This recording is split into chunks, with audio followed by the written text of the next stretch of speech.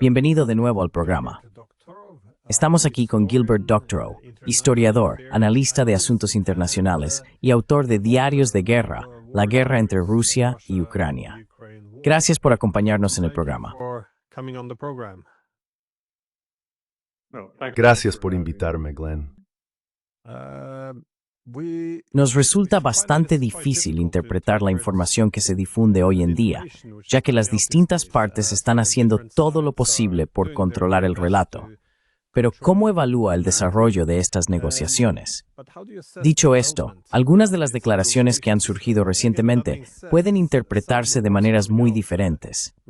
En general, sin embargo, las negociaciones están teniendo lugar ahora. ¿Cómo las evalúa usted? Los estadounidenses con los ucranianos y los rusos.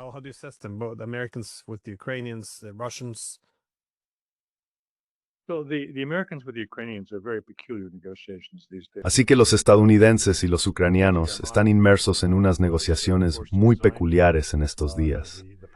Desde que el señor Yermak se vio obligado a dimitir, el poder detrás del trono de Zelensky se vio implicado en investigaciones de corrupción en curso. Fue sustituido como jefe del equipo negociador por Umerov. Si uno consulta Wikipedia sobre Umerov, verá que parte de su formación la realizó en Estados Unidos. Tiene fuertes vínculos con ese país. Ha aportado fondos a Stanford y su familia, no solo la más cercana, sino también otros parientes. Vive en Estados Unidos y les va bien. Lo que no se encuentra allí, pero sí se ha mostrado en la televisión rusa, es que posee un pasaporte estadounidense. Y eso nos sitúa en una situación muy peculiar.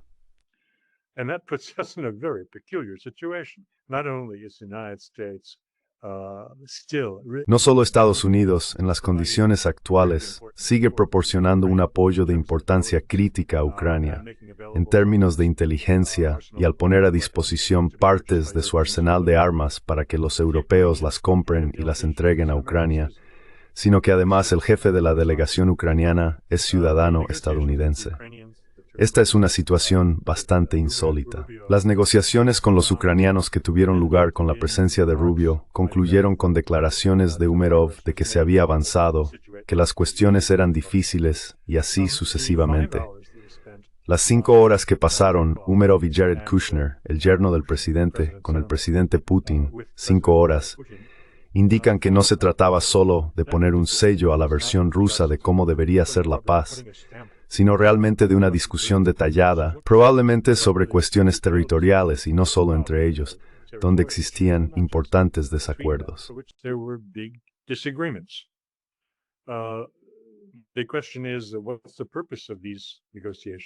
La pregunta es, ¿cuál es el propósito de estas negociaciones si no producen resultados, y además rápidamente?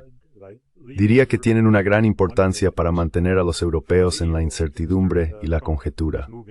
Para un hombre de 80 años, el señor Trump se mueve muy deprisa, y los líderes europeos apenas pueden seguirle el ritmo. Siempre van un paso por detrás y se quedan fuera. Estas negociaciones los mantienen al margen y les dificultan hacer cualquier cosa que pueda perjudicar la causa de la paz, porque temen dañar sus relaciones con Trump. Y él está retirando todos los acuerdos de seguridad, todo lo que les daba la confianza de poder ser defendidos frente al enemigo del este.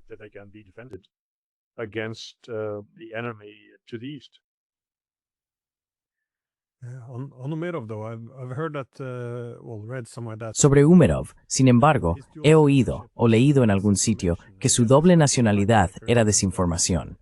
De nuevo, esto viene de los verificadores de hechos, y tampoco confío mucho en ellos. Pero esto me lleva a mi punto. Es muy difícil evaluar la información. Podría ser correcta, también podría no serlo. Me resulta muy difícil orientarme en el panorama informativo, pero todo tiene más sentido cuando se observan los intereses de las distintas partes.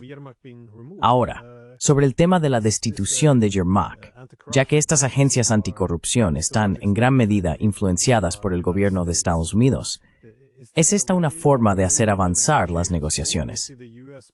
¿Ves a Estados Unidos detrás de la destitución de Yermak y ejerciendo más presión sobre Zelensky para que todo esto avance?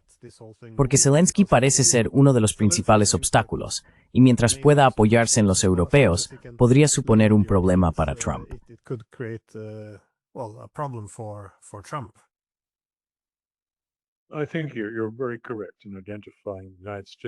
Creo que tienes toda la razón al identificar a Estados Unidos como la fuerza detrás de las investigaciones por corrupción. Y espero plenamente que cuando sea conveniente para Washington, el señor Zelensky también sea investigado públicamente y obligado a dimitir. A diferencia de muchas otras operaciones de cambio de régimen que Estados Unidos llevó a cabo antes de que Trump llegara al poder, creo que tiene una característica distintiva que podría funcionar a favor de la democracia en lugar de en su contra. Es poco probable que Estados Unidos supervise la destitución de Zelensky y su sustitución por alguien como Umerov o Arestovich, o quien es ahora el embajador ucraniano en Londres.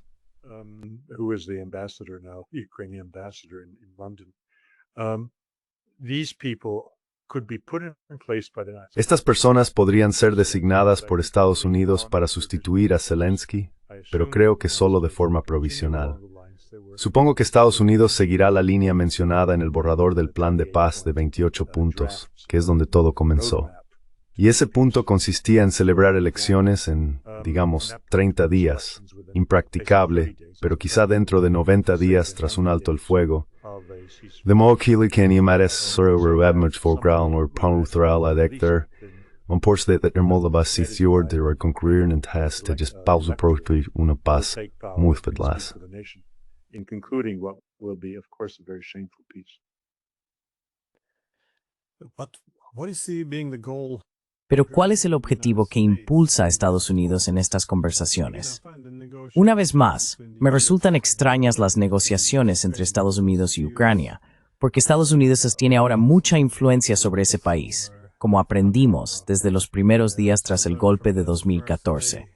Hay influencia sobre los servicios de inteligencia, el sistema político, el ejército, las ONG, los medios de comunicación y, por supuesto, los organismos anticorrupción. Todo esto puede utilizarse como instrumentos para aliviar mucha presión. Y, por supuesto, Ucrania no puede continuar la guerra sin Estados Unidos, dado que están luchando no solo con armas estadounidenses, sino también utilizando inteligencia y sistemas de localización estadounidenses.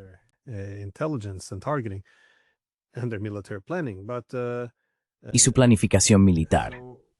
Así que, sí, me parece un poco extraña toda esta negociación. ¿Por qué se prolonga tanto con los ucranianos? Pensaría que Trump estaría en posición de aplicar la presión necesaria si quisiera, pero ¿qué es lo que quiere Estados Unidos aquí? ¿Ha renunciado al sueño de derrotar a Rusia? ¿Es ahora el objetivo principal intentar abrir una brecha entre los rusos y los chinos?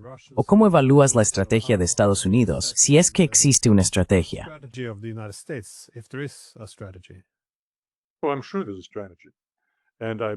Bueno, estoy seguro de que hay una estrategia, y creo que es el segundo punto que mencionaste. El principal objetivo de Trump, según lo veo, es crear una brecha entre los chinos y los rusos. No es que los rusos se unan a Estados Unidos contra China, pero dejarían de ser vistos como aliados tan cercanos que en caso de un conflicto importante, Estados Unidos se encontraría en guerra con ambos países al mismo tiempo. Lo cual, por supuesto, así que era su interés principal, separar esos dos.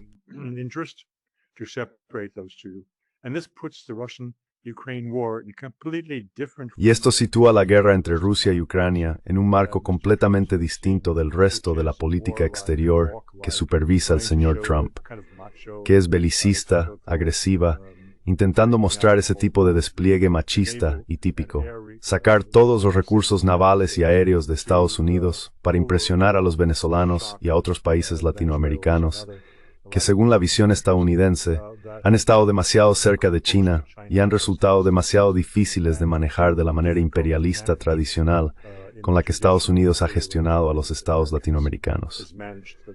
La guerra de Gaza es otro caso. Sí, es horrible.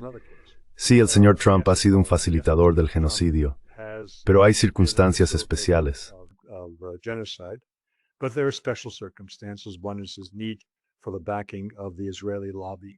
Una es su necesidad del respaldo del lobby israelí en el Congreso, o de la mayoría pro-israelí del Congreso, para sus muchas políticas cuestionables, tanto nacionales como exteriores. Desde el punto de vista de los políticos tradicionales, obtiene ese consentimiento porque al fin y al cabo les está dando lo que quieren en el tema israelí. Así que ese es un caso especial. La guerra entre Rusia y Ucrania es otro caso especial, pero es la cuestión central en sus objetivos de política exterior. Y por eso creo que es coherente. Pero la forma en que maneja esto, y por qué está tardando tanto, y por qué va de un lado a otro, creo que él mismo juzga mejor cómo mantener a sus muchos enemigos desequilibrados y evitar que le asesten un golpe mortal.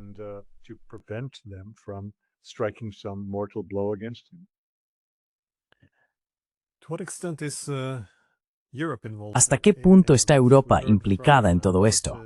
Escuchamos a los líderes de la UME, von der Leyen, por ejemplo, decir que nada puede acordarse sin los europeos, todo eso.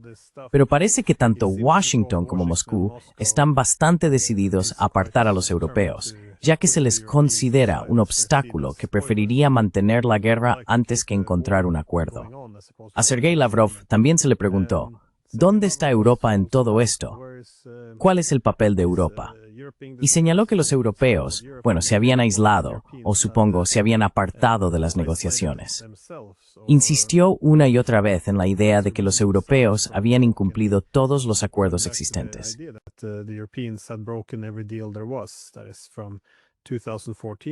Es decir, desde 2014 hubo garantes de este acuerdo de gobierno de unidad. Antes de que Yanukovych fuera derrocado, no hicieron esto. Se referían a Minsk, que era esencialmente un ardid para reconstruir el ejército ucraniano. Y luego, por supuesto, los británicos en 2022 desempeñaron un papel clave en el sabotaje del Acuerdo de Estambul.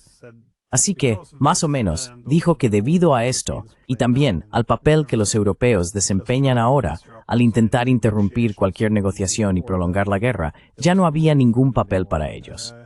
Pero, ¿ves a Estados Unidos sumándose a esta visión? Y supongo que, ¿es siquiera posible excluir a los europeos? ¿Importa realmente ya, mientras se consiga que los ucranianos se sumen?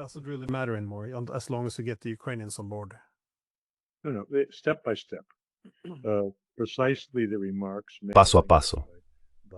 Precisamente las observaciones hechas, creo que fue Dan Driscoll o quizá Vance, de que no se puede negociar un asunto complejo como la paz entre Rusia y Ucrania con demasiados cocineros en la cocina. Así que, en la primera fase sí, los europeos están siendo mantenidos al margen.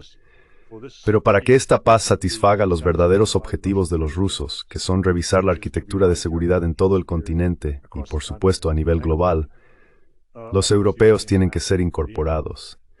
Entrarán en juego después de que se firme la paz entre Ucrania y Rusia. En ese momento se quedarán sin palabras, porque ya no podrán hacer daño. Ya no podrán usar a Ucrania como palanca, como una guerra por delegación contra Rusia.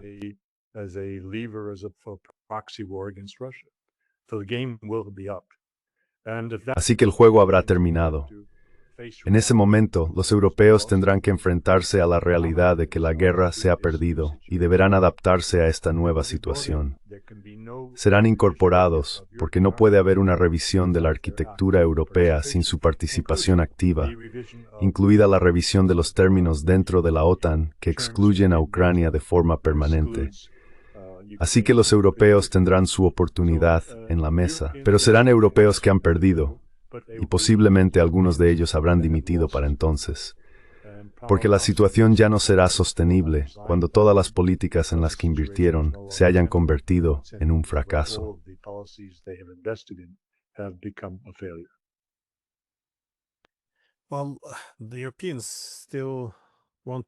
Bueno, los europeos todavía no se mantienen al margen de esta lucha. Y últimamente hemos visto cómo aumentan los ataques contra los buques civiles rusos. No estoy seguro hasta qué punto los europeos están implicados. Sospecho que esto no puede ser una acción ucraniana completamente independiente. También se oye hablar ahora de que los europeos deberían considerar un ataque preventivo o represalias contra los rusos, porque supuestamente los rusos han estado involucrados en una guerra híbrida. Se refieren a esos drones, a sus aeropuertos, y ya sabes, a los ucranianos que sabotearon los ferrocarriles en Polonia.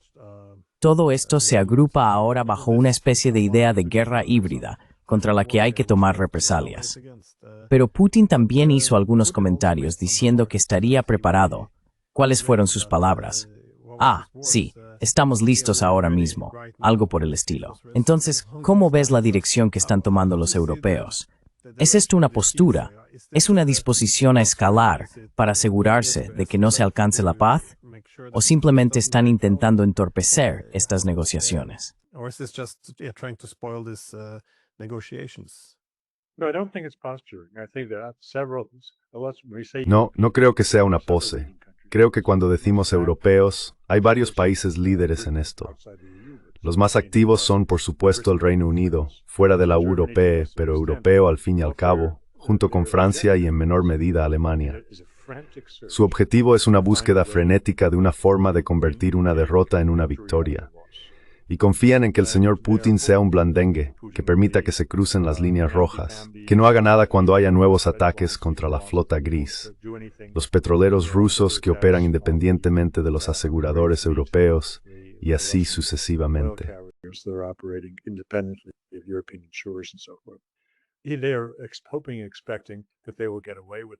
Esperan y confían en que saldrán impunes, y entonces podrán decir, bueno, después de todo, nos ha ido bastante bien. Pero eso no va a suceder. Solo señalaría la continuación de los mismos comentarios que citabas de Putin. La continuación fue que esta sería una guerra muy corta. Y de nuevo, para desentrañar esa afirmación aparentemente inocua, daré el sentido más completo que se ha expresado anteriormente, no en este contexto directamente, sino y con cómo se escribe una europea. La posición anterior, no lucharemos por el mismo modo que estamos luchando contra Ucrania. Ucrania es caso es país, una nación hermana, y no queremos matarles, aunque en realidad lo hemos hecho.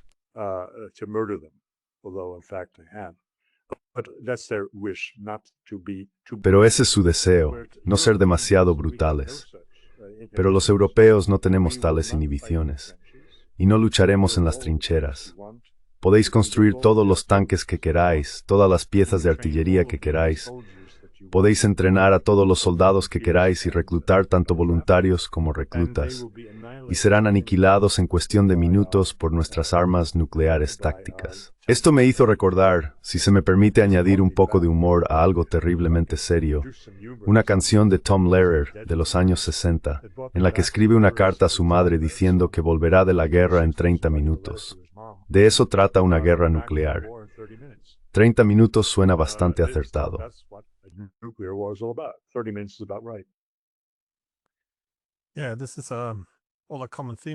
Sí, aunque todo esto sigue un mismo patrón. Los rusos, en muchas ocasiones, han señalado que consideran esto casi una guerra civil, que están luchando contra ucranianos, algo que al principio no querían hacer. Y aunque los territorios en los que combaten no son los que están siendo anexionados, o los que ya han sido anexionados por Rusia desde Ucrania, las personas que viven allí serían futuros ciudadanos rusos. Así que no es una idea extraña que luchen contra los europeos de una manera muy diferente, ya que los ven como los titiriteros, que en esencia han organizado esta fantasía de guerra fría en la que ucranianos y rusos se matan entre sí. Por eso esperaría que Rusia librara una guerra contra los europeos de una forma muy distinta.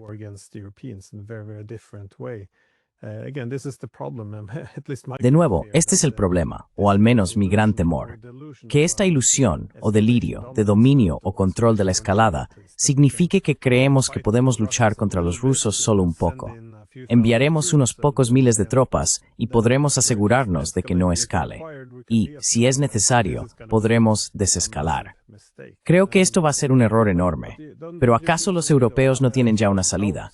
Quiero decir, una vez que perdamos esta guerra, la línea más predecible que veo venir es que Rusia quería borrar a Ucrania del mapa, querían conquistar toda Ucrania, restaurar la Unión Soviética, y solo consiguieron un 20%. Y pagaron un precio alto, así que ganamos.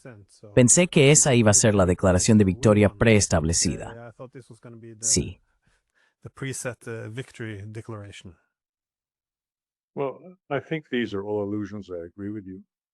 Bueno, creo que todo esto son ilusiones. Estoy de acuerdo contigo.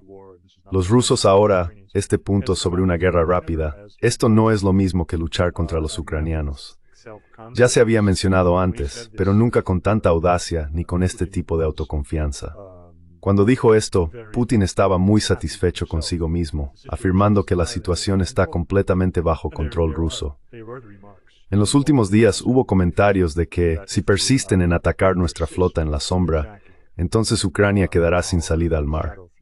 Eso significa que dará luz verde a lo que sea factible, tomar Odessa. Si miras el mapa donde los rusos están ahora en Jersón, junto al mar, creo que es una ruta corta, muy corta, para tomar Odessa.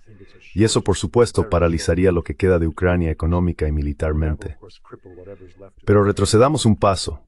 La diferencia entre cómo tratas a tus hermanos y cómo tratas a los demás.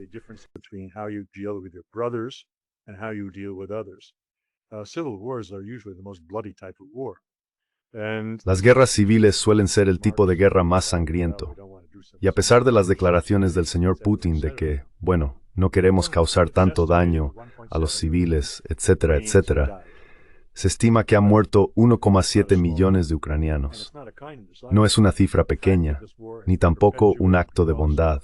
El hecho de que esta guerra se haya prolongado debido al enfoque de guerra de desgaste del jefe de gabinete de Putin y a su propia aprobación de ello, ha sido, evidentemente, devastador para la nación ucraniana desde el punto de vista demográfico.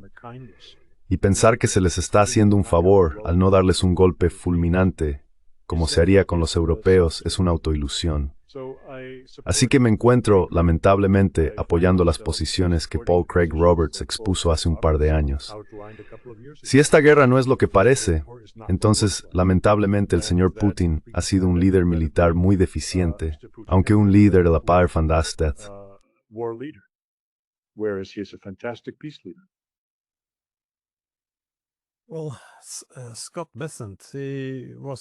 Bueno, Scott Bessent estuvo ayer en Fox News y comentó algo así como que si Rusia atacara a Europa, Estados Unidos respondería vendiendo armas. De nuevo, no enviando tropas, sino armas. ¿Qué significa todo esto? ¿Es este el fin de la OTAN? Suena así, porque ese es todo el propósito, ¿no? El artículo 5, esto es lo que asociamos con la OTAN. He leído el artículo 5. Sé que no obliga a nadie a una respuesta militar. Deja eso, ya sabes, a la discreción de cada estado.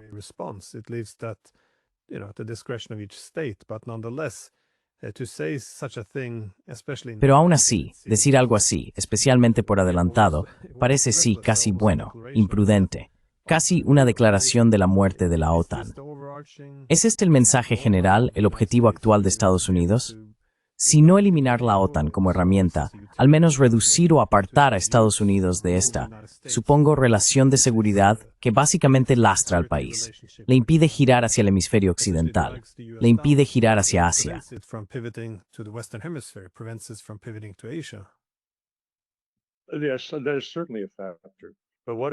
Sí, ciertamente hay un factor. Pero lo que domina en la mente de Trump es un poco difícil de medir. Hay otro elemento aquí, y es su animadversión hacia la UE y las instituciones europeas. Creo que eso es un asunto aparte de sus sentimientos sobre la OTAN y sobre cómo ésta limita la capacidad de Estados Unidos para girar en una dirección u otra. Y aquí tengo en mente, no es ningún secreto, que siente desprecio por todo el liderazgo europeo, por razones muy específicas, no personales. Ese es un asunto aparte. Si todos son enanos, eso no es un asunto aparte. Pero, en términos ideológicos, no es ningún secreto que muchos de ellos hicieron lo que pudieron para impedir que fuera elegido. En 2016, y luego más recientemente, han vuelto a oponerse a él.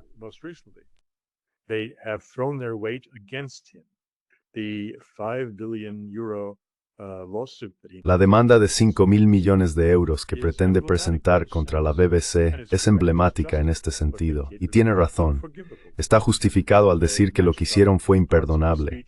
Empalmaron partes de su discurso que estaban separadas por 55 minutos para crear una declaración que nunca pronunció.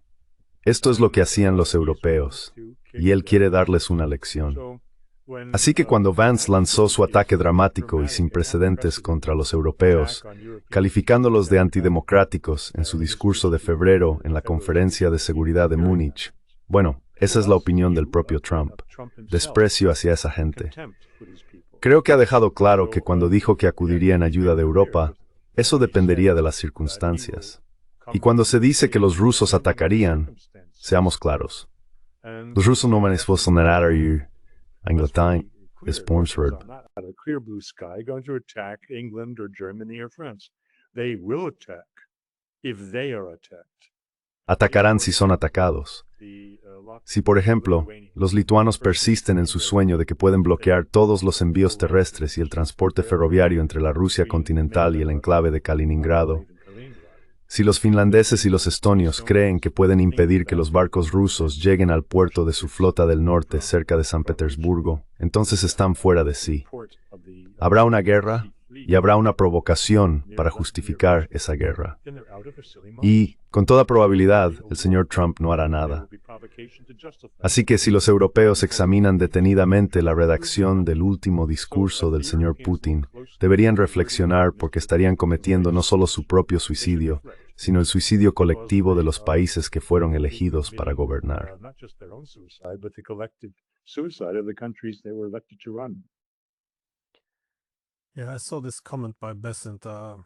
Sí, vi ese comentario de Besant. Era como una advertencia a los europeos. Parece que muchas de esas referencias a que Europa está siendo atacada por Rusia, todo ese discurso sobre la guerra híbrida y tenemos que contraatacar, son en esencia formas de sabotear la paz y de empujar a Estados Unidos más profundamente en la guerra. Así que, al decirles realmente a los europeos, bueno, estaréis solos, os venderemos armas, pero no os ayudaremos. Pienso que, si eres un país pequeño, como Lituania, por ejemplo, ¿por qué te atreverías a atacar barcos rusos o a participar en cualquiera de esas hostilidades si no crees que Estados Unidos acudirá en tu ayuda? Y eso es básicamente lo que dijeron. Pero déjame hacer una última pregunta.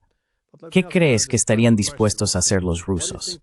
¿Ves alguna disposición a hacer concesiones por parte de Rusia en algunas de sus demandas fundamentales? O, si no, ¿cómo terminará esta guerra? ¿Terminará con Odessa volviendo a Rusia?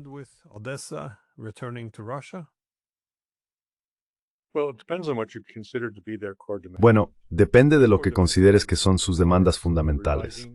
Sus demandas fundamentales, según las entiendo, tienen que ver con revisar la arquitectura de seguridad europea, y por ese objetivo seguramente harán concesiones en el terreno territorial, lo que mantienen, lo que ceden, aparte del Donbass y las otras dos oblas de Novorossiya que ahora han incorporado a la Federación Rusa.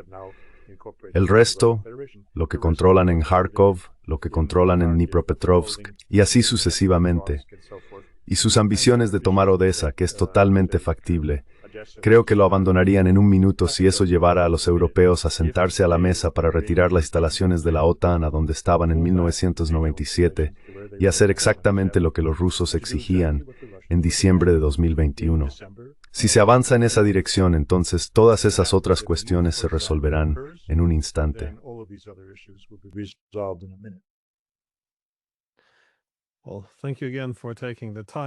Bueno, gracias de nuevo por tomarte el tiempo y dejarme aprovechar tus conocimientos.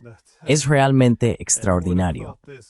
¿Quién lo habría pensado, hace solo 4 años, que acabaríamos en esta situación?